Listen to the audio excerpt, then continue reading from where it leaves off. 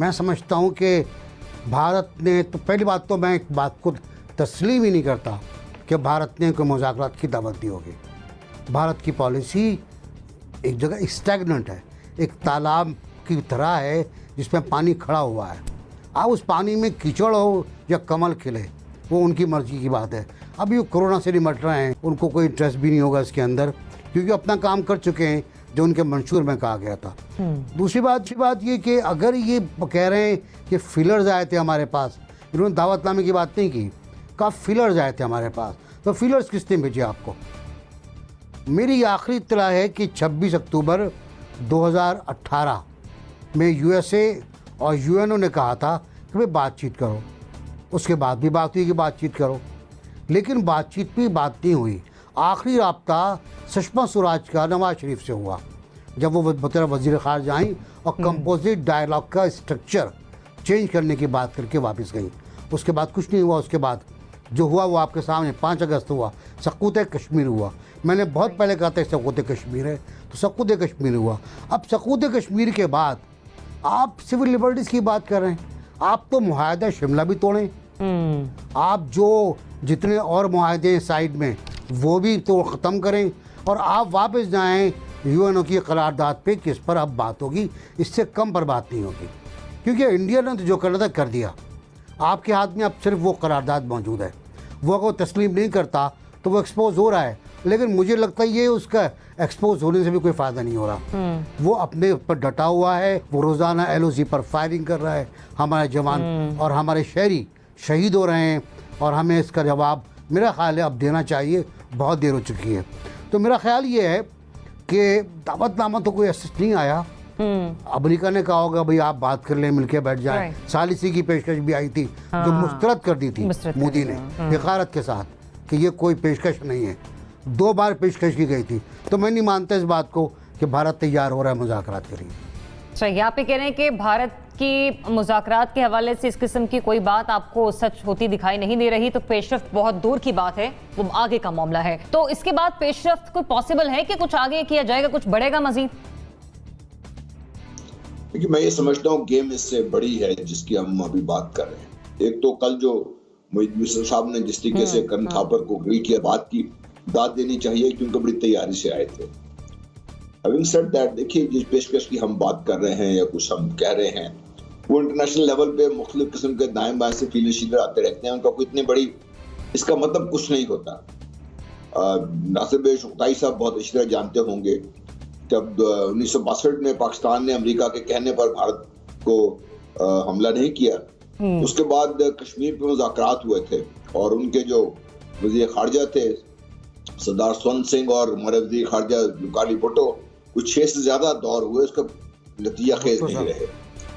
उसके बाद से जब भी हमने मुज़ाकरात किए हैं भारत के साथ, हमेशा हमें उसका कोई फ़ायदा तो बड़ी दूर की बात है, अलबत्ता थोड़ा बहुत नुकसान जरूर हुआ है। आप शिमला मुआहदे को ले लीजिए, बहुत देर तक तो हमारी जो उस वक़्त की हुकूमत थी, बाद की हुकूमतें थी, वो इस बात को भारत की मान चुकी थी कि ये हमारा, अब हम कश्मीर को किसी इंटरनेशनल फोरम पे लेके जा नहीं सकते। हालांकि मुआहदा बड़ा क्लियर था कि इसमें कोई ऐसी बंदिश नहीं थी, पाकिस्तान ने खुद अपने हाथ बांधे रखे। उसके बाद से अब तक खैर बहुत सारी बातें हो चुकी हैं, लेकिन अब हकीकत क्या है? देखिए, भारत इधर आया क्यों है और इसने सब कुछ किया क्यों है? और जो मोदी साहब ने बड़े जोर शोर से ऐलान किया था कि जो हमने अपने इंतखाबी वादे किए थे वो तकमील तक पहुंच रहे हैं, और जिसमें 370 का खात्मा था, 35A का खात्मा था, NRC का मसला था, बाबरी मस्जिद का बात थी सारी। हम जब तक ये नहीं समझेंगे कि ये सारी गेम जो है ये एक्चुअली पाकिस्तान को, अल्लाह न मेरी जुबान जल्दिया बात करते हुए, लेकिन तकलीफ बड़ी होती बात कहते हुए कि सॉरी 71 पाकिस्तान को 2 लाख किया गया। ये दूसरा बड़ा कदम है पाकिस्तान को आगे से खुदा न खास्ता नुकसान पहुंचाने का, क्योंकि भारत ने यहाँ रुकना नहीं है।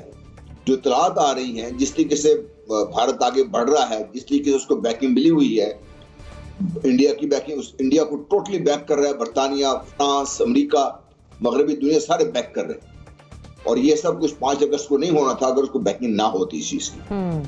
अब जो कुछ भी हो रहा है, ये गेम बड़ी है। हमारे अनफॉर्चुनेटली मेरा हमारा जो मीडिया है वो इससे बाखबर नहीं है, अगर है तो उसकी ज्यादा तवज्जो नहीं है, क्योंकि हमें जो वक्ती चीजें जो शोर शोर मचा सकें वो हमें ज्यादा पसंद है।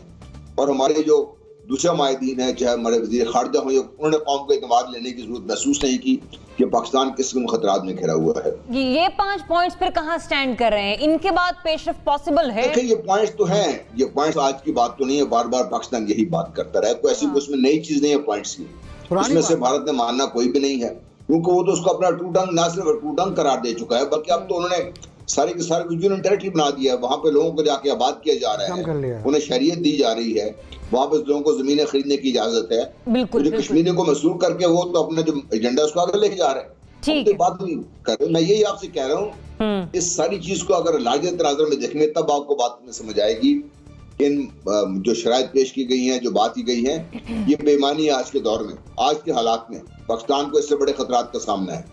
ठीक है, आप ये कह रहे हैं कि इस किस्म के कश्मीर के मामले पर पहले भी बात होती रही कि कश्मीर के मामले पर बात होगी तो मुज़ाकरात आगे बढ़ेंगे, तो तब भी कुछ नहीं हुआ, इस बार भी आपको ऐसी कोई संजीदगी दिखाई नहीं दे रही। इंटरनेशनली प्रेशर बहुत बिल्ड हो रहे हैं भारत पर, इसलिए उसने इस किस्म का कोई बयान दे भी दिया होगा, लेकिन जो हमारे पॉइंट्स हैं उसके बाद, उसी के दिए गए बयान के बाद कोई पेशर की कोई है आपको इम्कान, कोई अमादगी कुछ हो जाएगा?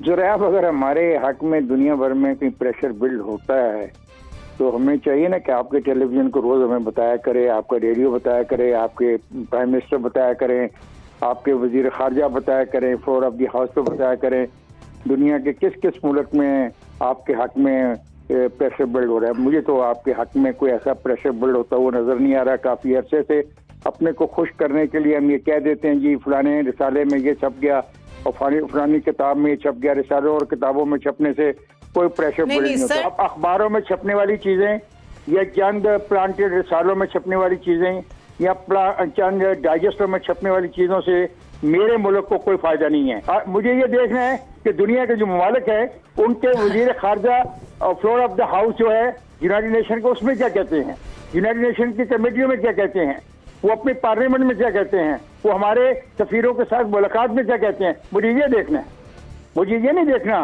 कि वो सतही तौर पे क्या बात करते हैं। ये बिल्कुल गलत अप्रोच है हमारी, और इसी अप्रोच ने हमें लाके यहाँ पे खड़ा कर दिया है कि हमारे सैकड़ों सफारतकार जो पाकिस्तान से बाहर हैं बेहतरीन जिंदगियां गुजार रहे हैं, हमारे पैसों पे अदले तदले कर रहे हैं, वो हमारा केस नहीं पुट कर रहे। मुझे बताएं लास्ट टाइम पर पिछले 1 महीने में कितनी यूनिवर्सिटियों में हमारे एम्बेसडर्स ने जाके तकरीर की है और वहाँ के नौजवानों को बताया कि कश्मीर का इशू क्या है, कितने वकला से मुलाकात की है, कितने दानिशवरों से मुलाकात की है। ये गलत बात है। एक आधा 2-4 अगर रिसालों में लिखा जाता होगा। मैं दुनिया की बात कर रहा हूँ, हम दुनिया से मुतल्लिक हैं, एक बात। और दूसरी बात, जहां तक हिंदुस्तान का ताल्लुक है, शिमला मुआहदा हमारा उनका लास्ट एक एग्रीमेंट है, and that agreement is being sign by the, Bhutto ने साइन किया है और इंदिरा गांधी ने साइन किया है। वहां पे कश्मीर को एक डिस्प्यूटेड मसला समझा गया है, उसके बाद 370 लाया गया है। 370 जिस दिन आया, दुनिया के किस मुल्क ने प्रोटेस्ट किया, मुझे वो मुल्क बताया जाए। और अगर जैसे जाहिल आदमी को नहीं पता तो मेरे पढ़े लिखे जो वजीर खारजा है वो बताएं, मेरा पढ़ा लिखा प्राइम मिनिस्टर मुझे बताए, मेरा पढ़ा लिखा वजारत खारजा के मुलाजमीन मुझे बताएं कि 370 की मुखालफत किसने कब कहाँ की है। Please add your comment quickly, फिर मैं अगले सवाल की तरफ बढ़ूंगी। देखिए, मैं बता दूं आपको खुलकर कि भारत की ज़हनियत क्या है। सबसे कामयाब दौरा वाजपेयी साहब का इस्लामाबाद का था, लाहौर का नहीं था। लाहौर का दौरा बहुत शानदार था, बहुत उम्मीदें पैदा हुई थी, लेकिन वो दम तोड़ गई, जाहिर सी बात है। आखिरी दौरा वाजपेयी साहब का इस्लामाबाद का था, और उसमें जो इफ्तिखार भी जियो में थे, मैं भी जियो में था, हम सब वहाँ काम कर रहे थे और ब्रॉडकास्टिंग कर रहे थे। उस पर जो ज्वाइंट कम्युनिके आया, उस पर हम उछल पड़े। उस पर हमने ये तस्लीम किया कि हमारी सरजमीन से दहशतगर्दी हो रही है, और हमने कहा कि पाकिस्तान के इलाके से या पाकिस्तान के ज़ेरे कंट्रोल किसी इलाके से हमला भारत पर नहीं होगा, नंबर 1। उसके बाद बात वाह वेरी वेरी गुड, वाजपेयी ने कहा कि हम मसला कश्मीर हल करेंगे। वो इंडिया वापस गए, मैं फॉलो कर रहा था। उन्होंने इंडिया के एयरपोर्ट पे उतर के जब उससे पूछा कि आपने ये कैसे कह दिया कि मसला कश्मीर हल करेंगे, तो उन्होंने कहा हमने ये कहा है कि आज़ाद कश्मीर का मसला हल करेंगे हम। हम वो पाकिस्तान से वापस लेंगे। तो दानिश्वर वजीर खारजा भी ये बात कर रहा था। तो मसला ये नहीं है कि भारत पर प्रेशर है, भारत पर कोई प्रेशर नहीं है, प्रेशर हमारे